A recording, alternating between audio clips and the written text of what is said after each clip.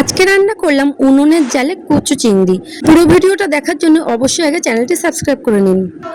নমস্কার, আমি শ্রেয়ার গৃহকোণে তোমাদের সকলকে স্বাগত জানাই।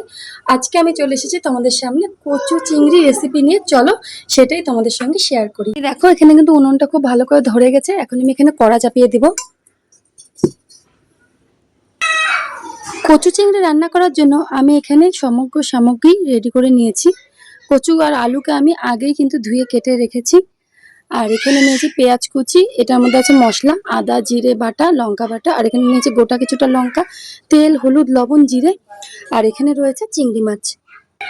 কড়াইটা গরম হয়ে গেছে, এখন আমি কড়াইতে তেল দিয়ে দেবো চিংড়ি মাছগুলো ভেজে নেওয়ার জন্য। এই যে চিংড়ি মাছগুলো সুন্দর করে লাল লাল করে ভেজে নিয়েছি, এখন নামিয়ে নেব।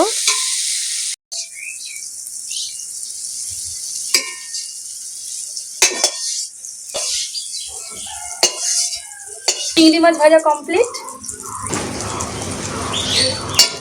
এবার এই চিংড়ি মাছ ভাজা তেলের মধ্যে আর একটু তেল দিয়ে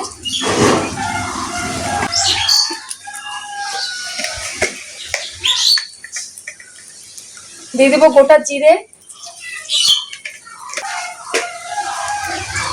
তেজপাতা আর একটা শুকনো লঙ্কা।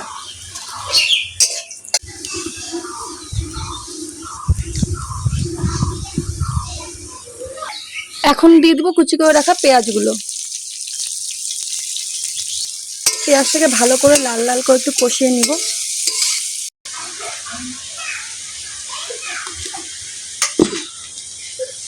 এবার আমি দিয়ে দিব ধুয়ে রাখা কচু আর আলুগুলো।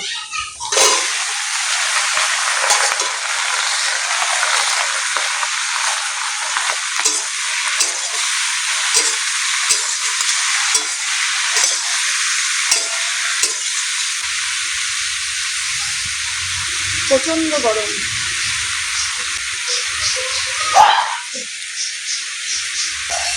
দিয়ে দিব পরিমাণ মতন হলুদ আর লবণ। এই কচুর তরকারি আমি বরাবরই ভীষণ ভালোবাসি, তবে এই বাড়িতে সবাই কিন্তু পছন্দ করতো না, তবে এখন আমার সাথে খেতে খেতে সবাই কিন্তু কচুর তরকারি খাওয়া শিখে গেছে। আর একটু তেল দিয়ে দিলাম, তেলটা একটু কম হয়েছিল মনে হচ্ছিল। এবার এটাকে খুব ভালো মতন আগে কষিয়ে নিব, পরে কিন্তু এই মশলাটা দেবো। মশলাটা ব্যবহার করছি আদা জিরে ধনে কাঁচা লঙ্কা। আদা জিরে ধনে আর কাঁচা লঙ্কা।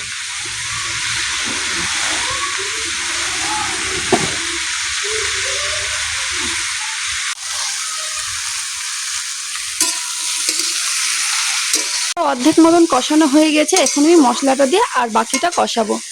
এই যে মশলা তো আগেই বলে দিয়েছি, আদা জিরে ধনে আর লঙ্কা বাটা। আর সম্পূর্ণ রান্নাটা কিন্তু আজকে আমি কাঁচা ঝালেই করছি।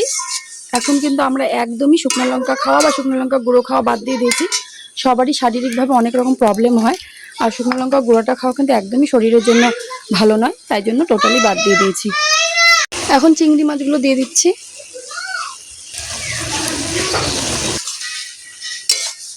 এই যে নাচতে দেখা যায় কি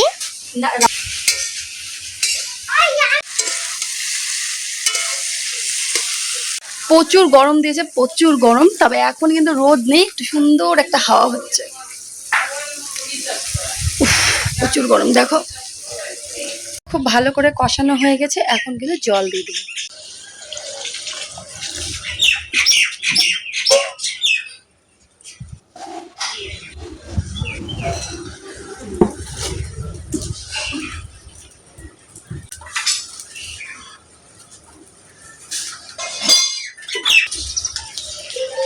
খুব ভালোভাবে ফুটে গেছে তরকারিটা, এখন একটু গরম মশলা দিয়ে দেবো এর মধ্যে নামানোর আগে। কেউ চাইলে ভাজা মশলাও দিতে পারেন। তরকারিটা হয়ে গেছে, এখন আমি নামিয়ে নিব।